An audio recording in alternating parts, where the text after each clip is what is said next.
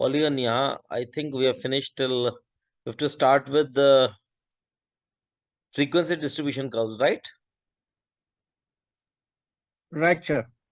Okay. Yes, Priyobala, can we start? Premi? Yes, sir. Okay. So, see, today we are going to understand the frequency distribution curves. Okay, and the graphs. So, frequency distribution curves कहाँ पे होता है? Like you can see. Um, so what you will make? So we have to make a frequency distribution graph, है ना? कि इस तरीके से frequency. So अगर मैं एक center point मान लूं, so I can tell like what is the frequency like. So you can see over here. Um, just yes. So you can see over here in a frequency distribution graph, the scores category, that is X values, are listed on the X category. So score values. So X category is what here. Okay. So suppose if I make a draw, so this is the X category and this is the Y category. So Y will tell me about the frequencies and X category will tell me about the scores. Okay. So when the score categories consist of the numerical value, now suppose I told you there are four types of data. There are four types of data. First is your yes, Yumna. What are the different four types of data? Tell me. What are the four types of data we have started? Yumna, Sir, sorry, sir. I cannot recall it, sir. you cannot recall, huh? Yes, Okay. sir. Yes, Priyobala.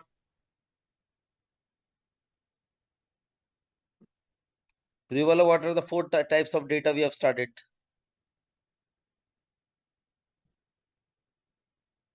See, you should not forget all these things. If you are forgetting, then you cannot become a good epidemiologist. You cannot become a good public health specialist because biostatistics is the heart of all the public health subjects. If you are poor in biostatistics, automatically it will have an influence on the other subjects.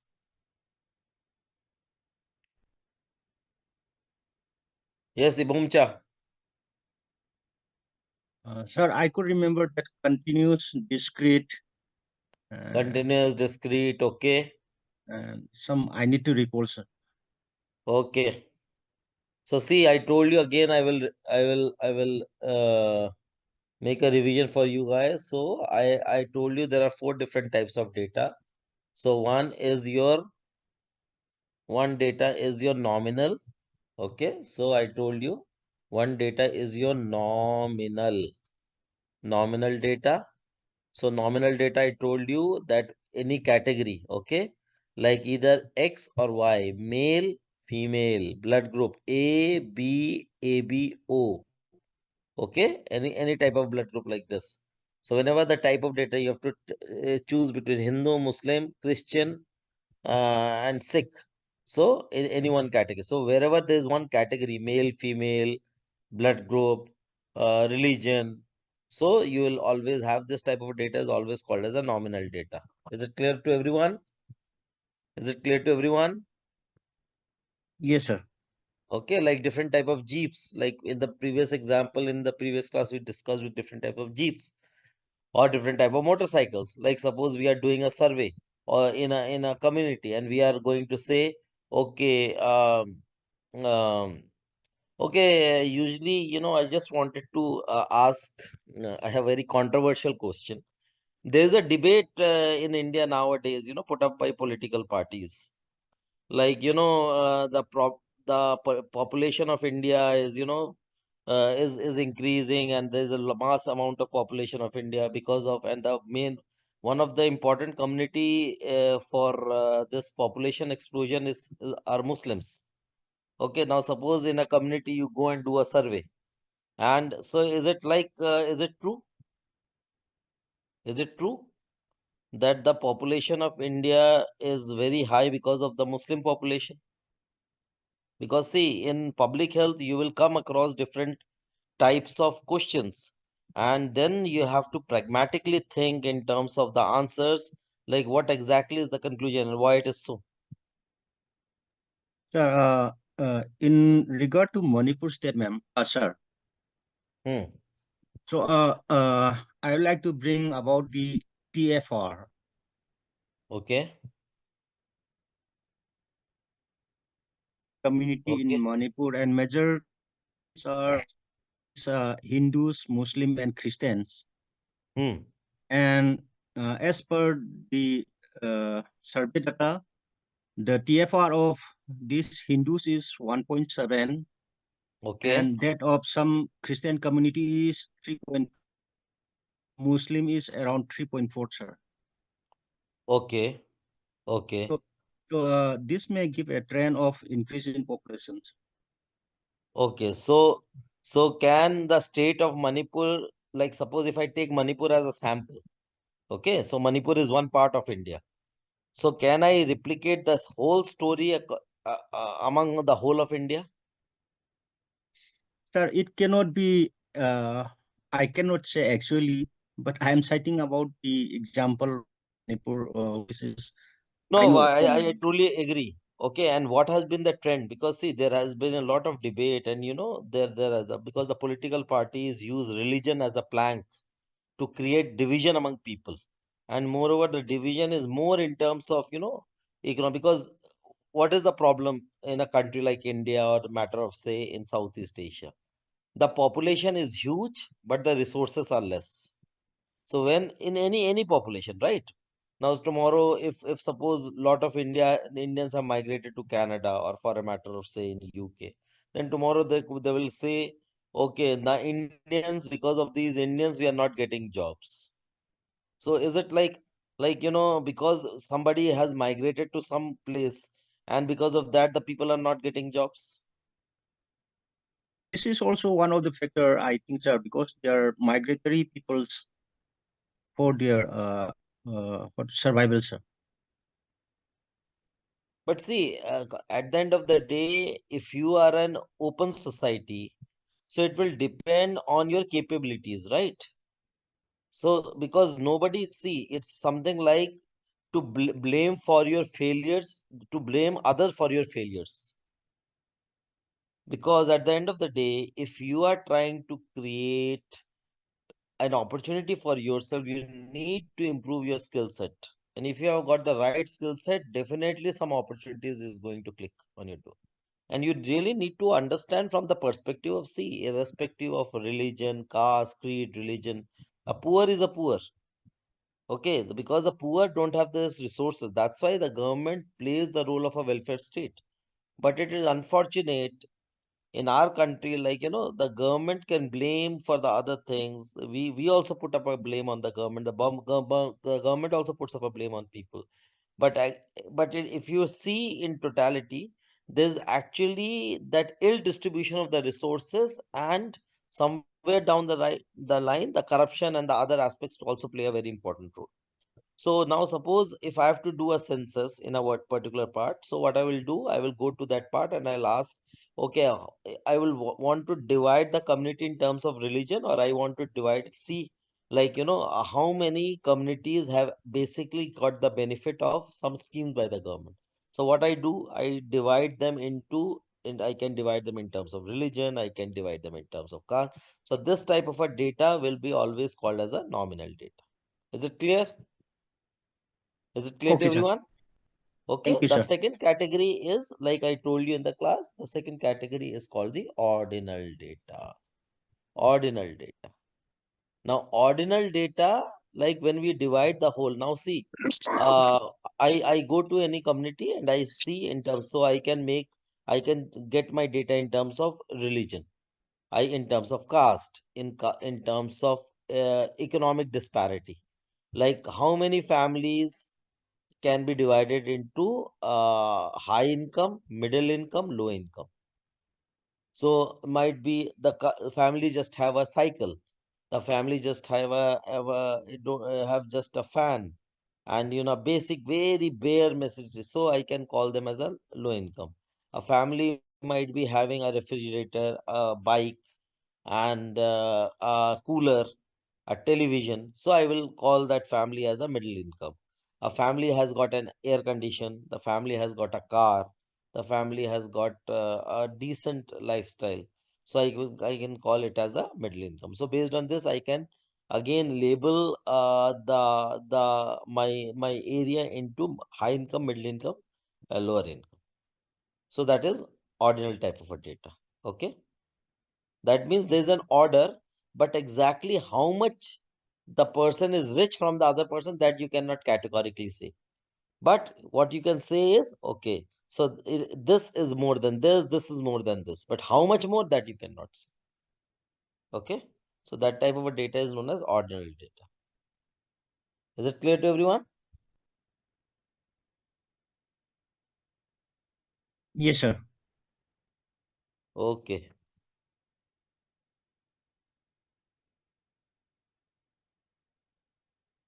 Okay. And then the next type of a data is, like I told you, is your, so here when the score category, now see, there is a score, consists of the numerical scores from interval and the ratio scale. So the next will come the interval and the ratio data. So I told you what is the interval ratio. So like 80, 90. So now I say how many, like I've got 100 students in my class, and I can make the 100 student in terms of like how many, like 80, 81, 82, 83, 84, 85, like this. So I make this so this is basically at a particular interval I am making it, right? So this type of a data, 89, so this is numerical data. But if I say like two students got 80, 80, but then say I say 80.1, 80.2, 80.3, 80.4.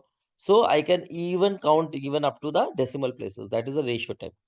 So that's why my four types of data is nominal. So wherever you have got a numerical data like this, the graph should either be a histogram or a polygon. So if you have got this type of a data, you have got a numerical type of a data, we will always try to explain that graph using a histogram or a polygon. Is it clear?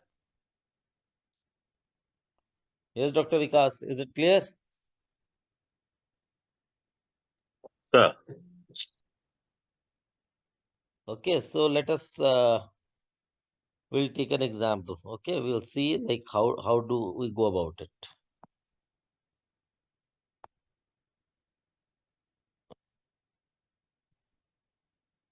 So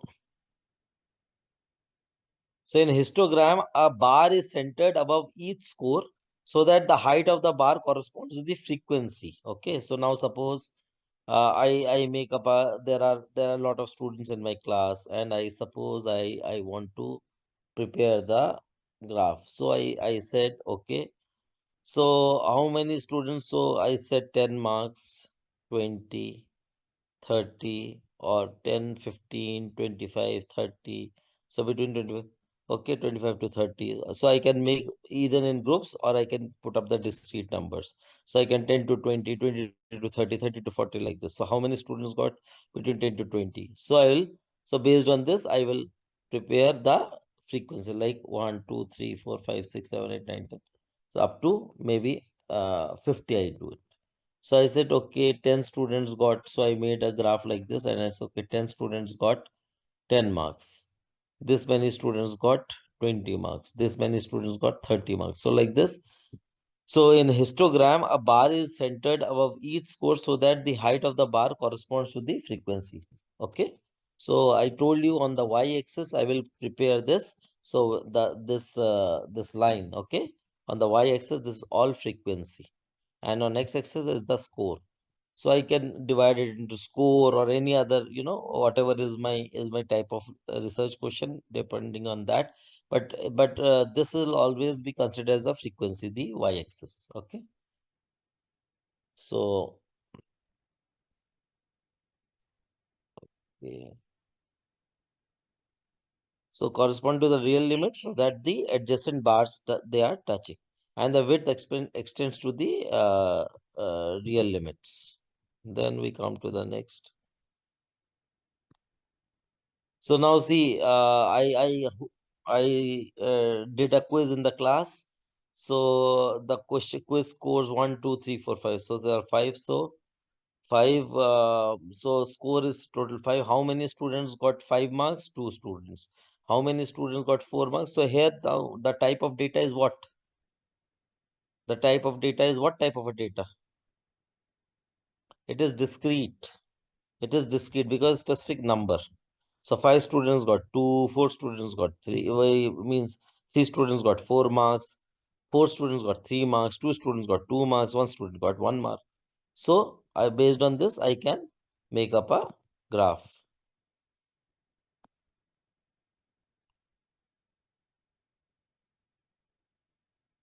Okay, similarly, I can make it over here. What is the payment time in days? Okay, so I can again prepare a histogram for the same. Okay, so this type of a graph we can, but why we are studying this thing? It is studying because how beautifully we can, put our data into a figure so that even a layman can understand it, and how beautifully we can explain that data. Okay, so that's why we need to know all these things. Next come is the polygon. So what is a polygon? A polygon, so in histogram, you have got just the straight lines like this. Okay. But in polygon, you will be putting the points in between. And then you can see when you connect the dots, you can see. Now suppose like the dollar prices. Now how the dollar prices are behaving over every day. So if suppose I take up something like this, I can always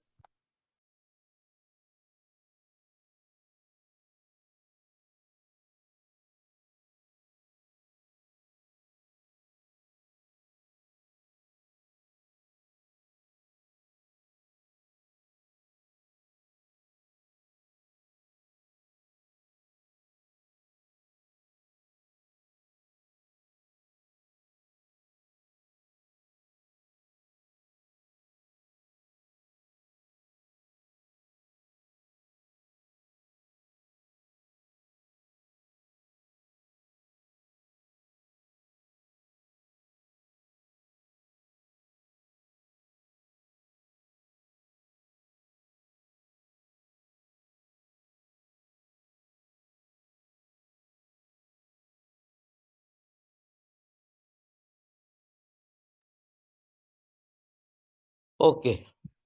So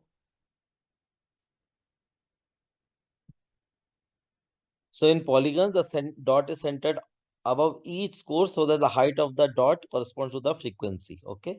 And we can connect it with the lines and we can see like how does it correspond to. So you can see over here. So it is again, okay, it's like how the students have scored in exam 1 and exam 2. So I can either take 2 sections, I can make a graph regarding 2 sections, or see the corona wave in terms of months. I can plot any type of graph in the same. And just by seeing the graph, I can know like, how have the two, when I'm comparing between two groups or two different types of, seasons, so I can always draw my conclusion out of this. So this type of graph particularly is known as polygon, and it is again used for basically wherever you have got numerical data. Is it clear to everyone? Yes, is it clear? Graphic, sir, Huh. in a graphical representation, is there any criteria when to use from Yes, there is a criteria like there. So there is a criteria. I will send you the criteria, okay, to just to remember it. So which graph can be used much better in a different form of this one, okay?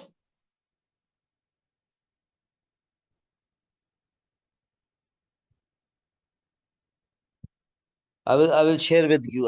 There's a table for the same, and by this type of graph in nominal, ordinal, interval, ratio, you will use this type of a graph.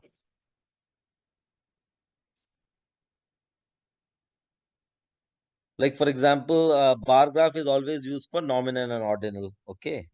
And polygon is always used for a numerical graph. Then you have got pie chart, you have got different types of graph. But to be but there are, so I will give you a table where there are a lot of different types of graphs are there, and you can use it. But that much details won't come in the exam, but for your own knowledge, of course, you should know and you should keep this in mind. So bar graphs you'll always use wherever there's a nominal or an ordinal type of a data.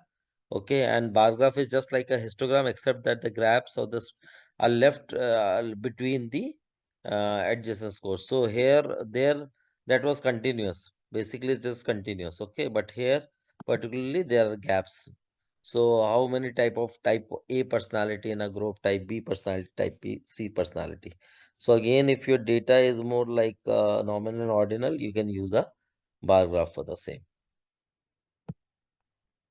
Okay, so like for example, I've got 4 different types of jeeps, or we have got 4 different type of population. Like suppose in a company, how many students got the job of a manager? What is the percentage? So again, or how many people belong to different states? Like in our in there are 100 IS officers that were selected. How many were them from which state?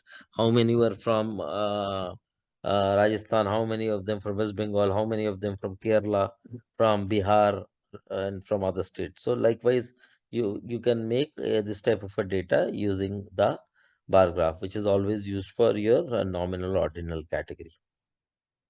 Is this clear? Any doubt? Ji. Yes, sir. Okay. And then you've got the pie chart. Pie chart again, it will give you a whole representation. Okay, like for example, uh, if I am taking uh, market share. Suppose pizza is being sold in Delhi region. Now, how much of the market share is being done by McDonald's? Okay, what is the market share of Burger King? What is the market share of XYZ brands? So it is representing the whole pie. Okay, slice, and it is giving you a percentage. Now suppose if McDonald's is, say, comprising of almost like 52% of market share, so what is the other share? Rest all is making the market share. The same can be seen in elections. So how much of the vote percentage has been taken by BJP? How many of vote percentage is being taken by your Congress, and like this. So like this you can always C, and the pie chart can be used for to represent a relative frequency or the percentage frequency of the particular area. Is it clear? Right, sir. Okay. So now so you can see like the same Jeep percentage, how many, like suppose in an area you have got particular Jeep or a motorcycle. Okay, so and how much of sale of motorcycle per month. Okay, similarly, like it is being used in graphs like how whether the living condition of the people is becoming better or they are becoming poor. So if suppose the percentage, the monthly spending in restaurants and other places, so that means it shows, your, or how many, it shows prosperity. Or similarly, like how much of sales is being taking place in the shop. So like if the sale is increasing, what is the percentage of the different commodities? So like this you can use in health, in businesses, in different type of concepts, where you can make pie charts and you can understand the analytics. See, at the end of the day, this is all a part of your data analytics, because what is the purpose of data? Data has to be converted into information. Information has to convert it into knowledge. Knowledge has to be converted into wisdom. So that's why we need to know about all these things for a decision making point of view. Then comes your relative frequency. Now, many populations are so large that sometimes, when the population is very large, it is impossible to calculate the individual things. So, in these cases, we use the concept which is known as the relative frequency, okay, instead of the absolute number. Here, you cannot, if the size of the data is small, we can talk about the relative data, absolute data. But if the size is very big, then we have to talk about in terms of the relative frequency or the relative numbers. Okay, So now suppose what is relative frequency, like that, like in a sea there are different type of fish. Okay, and so basically you talk in terms of like what is the percentage you talk in relative terms, not in absolute terms. So if the score in a population is measured on an interval or a ratio scale, so normally when you are talking that will give rise to a particular type of a graph, which is the normal distribution graph like this. That means majority of the people will lie in the centralmost value. So so any graph which is smooth represents the fact that the distribution is not showing the exact frequency for each category.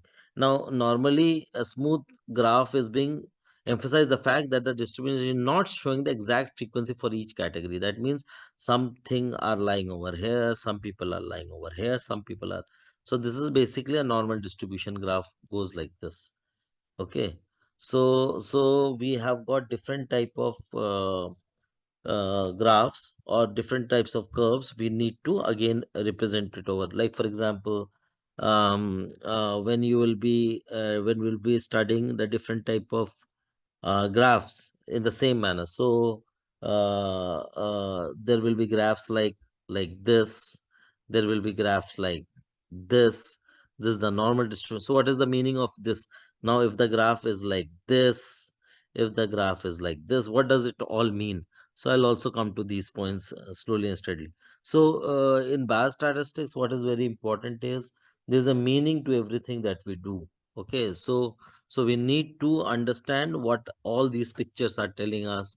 So if the scores in a population are measured on an interval or ratio score, it is customary to present the distribution as smooth curve. So if it is a smooth curve, it cannot be an abrupt curve. So the smooth curve emphasizes the fact that the distribution is not showing the exact frequency in each category. That means, so what does this mean? Like there are graphs.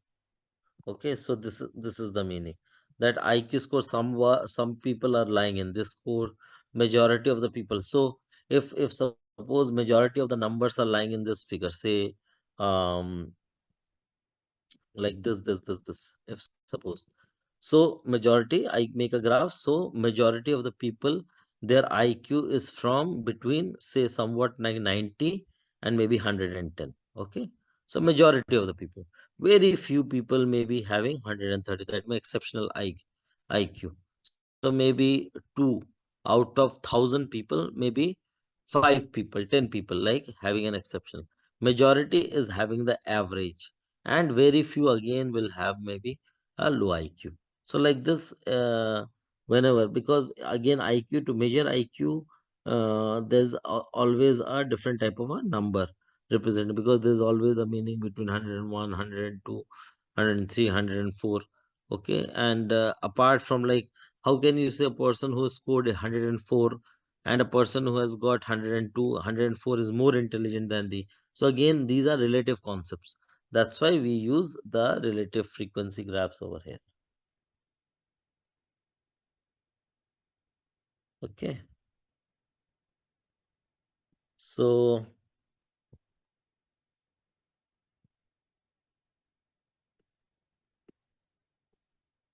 and what are the characteristics of frequency distribution graphs? Again, frequency distribution graphs are useful because they show an entire set of scores. So you can see the whole set of scores.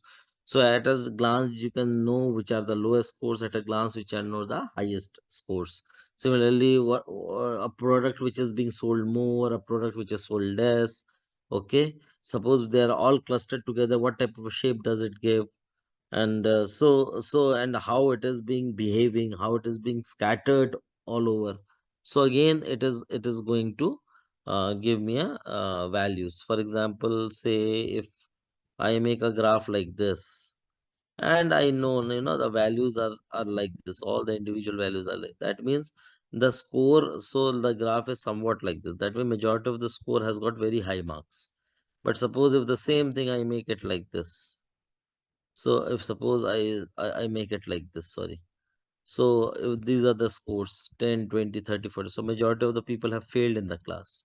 So if it is on the left, majority of people have failed. If it is on the right, that means majority of the people has got very high marks. So this, see, but just by making a simple graph, we can know. Zirba, Zirba, Shama, Shama, Zirba जा रही है. Okay.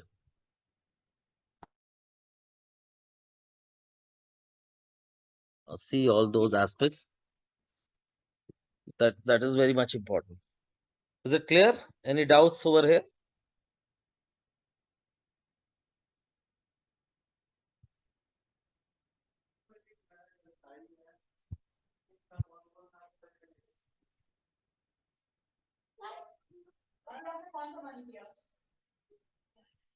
Yes.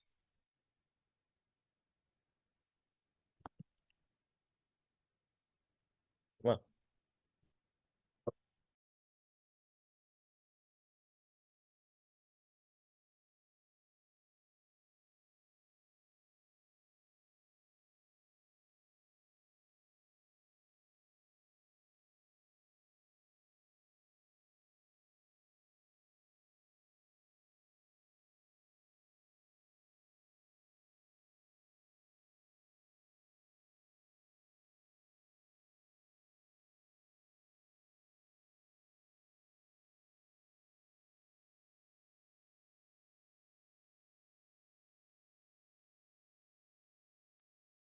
so a graph that shows the shape of, so a normal distribution curve will be a symmetrical graph.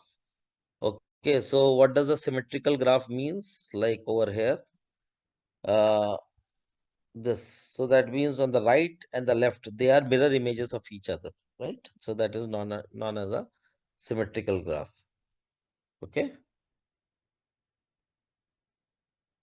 So in a symmetrical graph, you can always know about these particular things. So you can see so symmetrical distribution is symmetrical. That means both right and the left side is similar. So if it is a positively skewed, so the right tail of the histogram is longer than the left tail. Okay. So if it is positively skewed or negatively skewed, so that means if suppose I am making it like this, okay. So this is positively skewed and this is negatively skewed on the negative side. So the left tail of the histogram is longer than the right tail.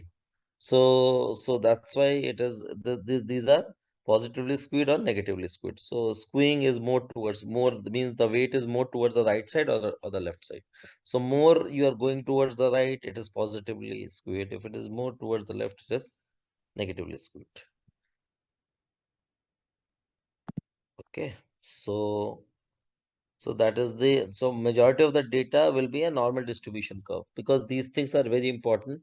Like in terms of what do you mean by normal distribution? In a normal distribution, mean is equal to mode is mean is equal to median is equal to mode.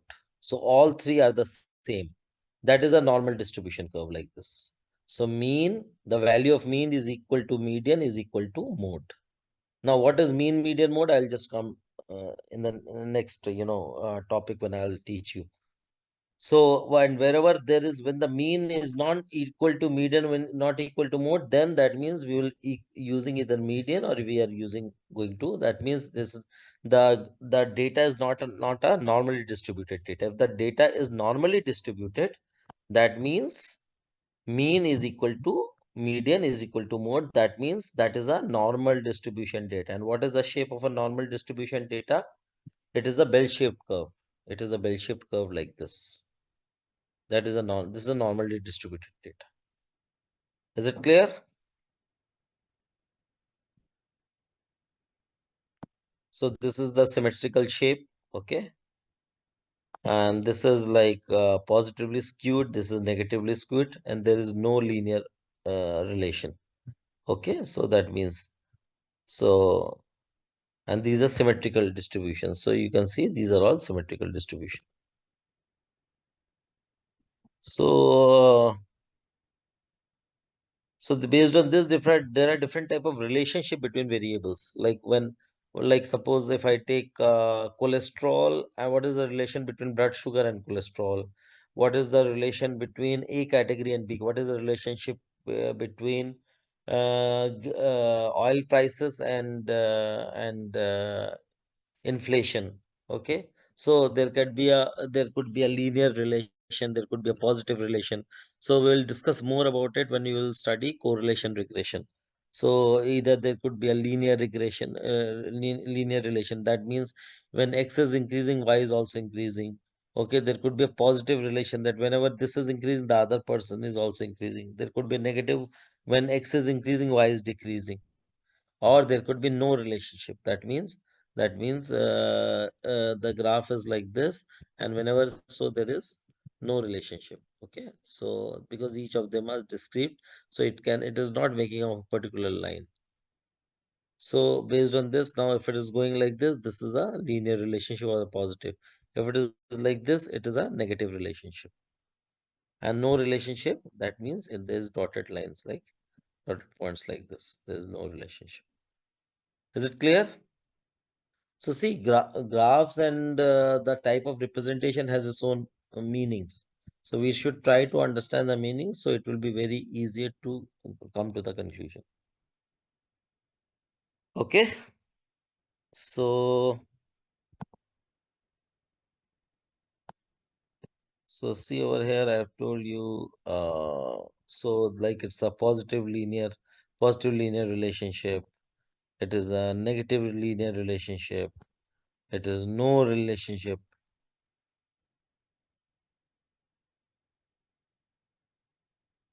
So you can see over here. So it has got no. So this type of graph is known as a scatter plot.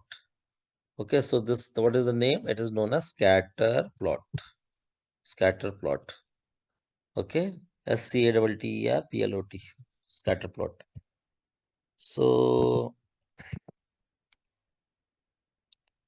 and then based on this we can calculate the percentages. Okay, so in terms of like somebody can ask us what is the percentage of this thing. So like here it is example, like suppose you have got money, and that money can be how much of money you have invested in bonds, how much of money you have invested in stocks, and what is the tax that you are able to save out of it. So if your fund type is, if you have, suppose you have invested in mutual funds, something is high risk, low risk, medium risk. So depending on this you can again make up different types of bar graphs to just explain your position.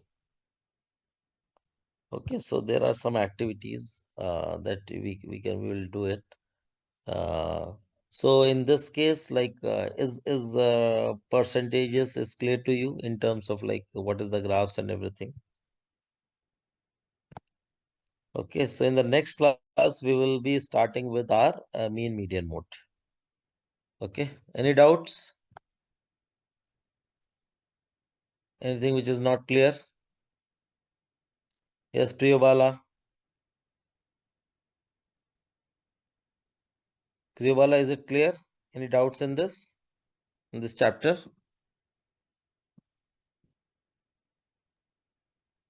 Yes, sir. Clear. Clear. Okay. Yes, Dr. Vikas Agarwal. Is everything clear?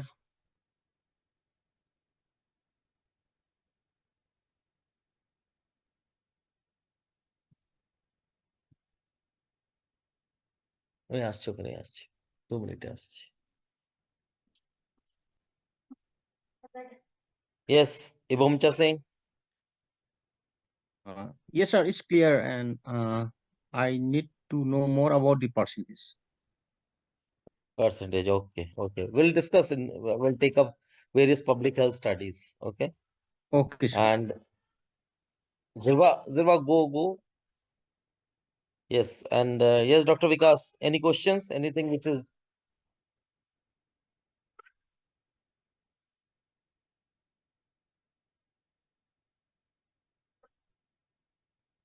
yes, Dr. Vikas, any doubts? Anything which is not clear? Priyadarshini? Yes, sir, everything is clear. Okay, good.